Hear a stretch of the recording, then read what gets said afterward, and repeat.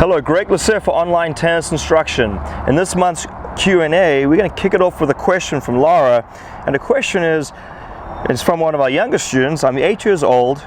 Can you please give me some tips to learn the backhand slice, as most of your website focuses on topspin? So Laura, let's get started here. Now, the first thing we want to talk about is always the grip. So if we come in a little bit closer here, you want to make sure that you're on grip number 2, a continental. All right, I like to be a little bit on a stronger 2, so it's almost closer to 1.5, but I'm on 2.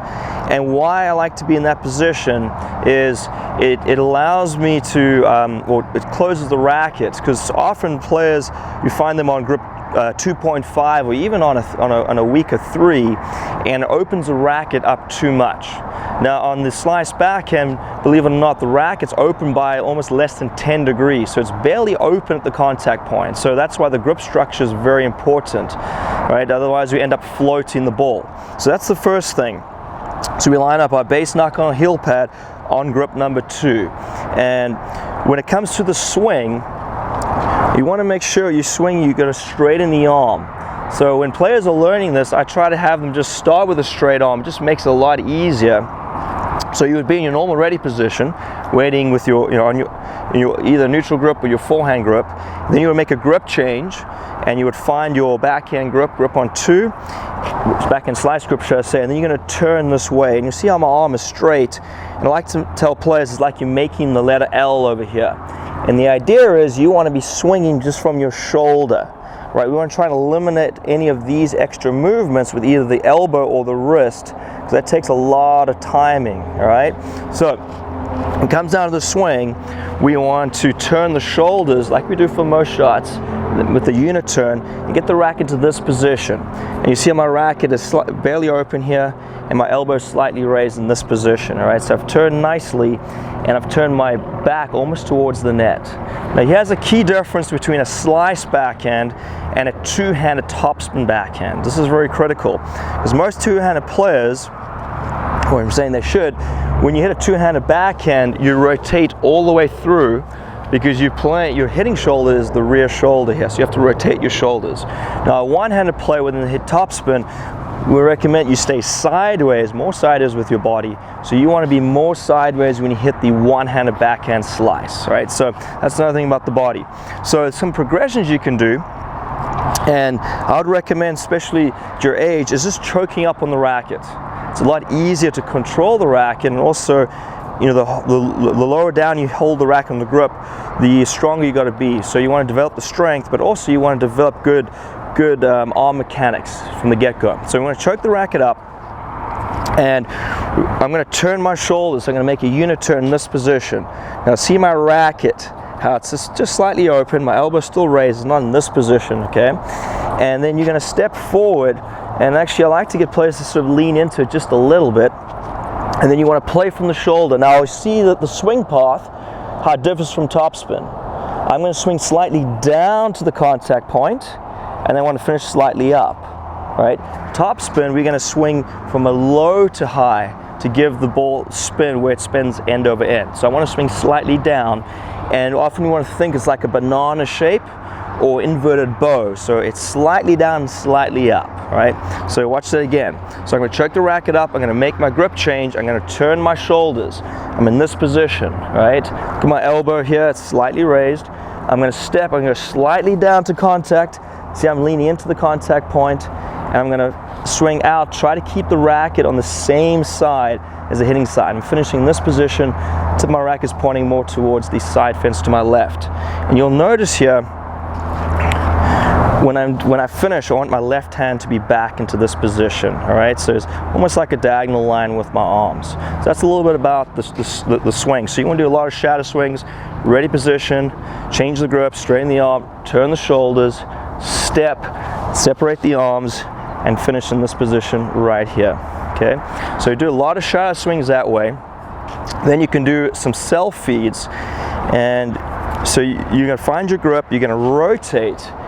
Now this one where it gets a little tough, you're going to have to toss under here. And I want to toss under at about a 45-degree angle, so it's away from my body. And I'm going to toss the ball, catch the racket, and then separate the arms, all right? So I'm going to turn this way, toss under, catch, separate, and hold. All right. And the difference here is topspin, the ball's rotating this way, end over end. I want the ball to rotate the other direction. We call it underspin. All right. So what I'm showing you here is more of a underspin than a chop slice. So I'm going to do this one more time. I'm going to straighten the arm, change the grip here in this position. So I'm going to turn, toss, catch, separate. Okay, and watch it again. When I say catch, I want to still catch the racket with my left hand. And you may have to do this a couple of times to get used to it. So make the grip change, arm is straight, unit turn, toss, catch, separate, and hold in this position right here. And that's a great way to start to develop the sound mechanics and also develop the strength in your arm.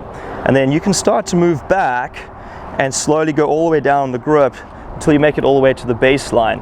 But you want to make sure you don't lose the structure with your arm and your wrist. So you want to be collapsing the elbow or the wrist.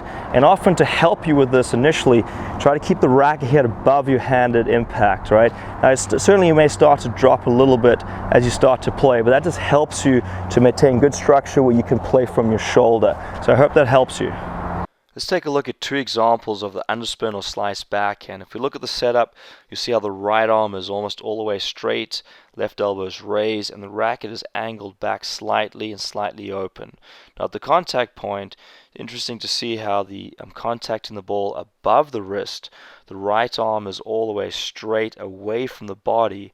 This allows me to really play from the shoulder, so I can really hit a deep penetrating shot. You see how the left arm is going back as an added power source. We can see the finish of the shot, how the shoulder stays sideways. I have not released the wrist yet. That eliminates a lot of timing issues, but look at the height of the ball over the net staying very low, which can give my opponent a very difficult time on the other side. Now let's take a look at a second example, and you'll see a very similar setup. The right arm is straight, the racket is angled back slightly and slightly open, and the left elbow is raised. Now as we move to the contact point, you'll see how I'm contacting the ball above the wrist, and once again playing from the shoulder, which allows me to really hit a deep penetrating shot. The left arm is going back, which is an added power source. Now as we move on, you'll see how I'm staying sideways through the completion of the shot. I have not released the wrist yet. And you'll see how the ball is going to land really deep and it's going to really skid on the other side based on the trajectory, and this is going to give my opponent a very difficult time trying to return this ball. Okay, so just to follow up from the slow motion, a lot of people tend to swing across the body this way.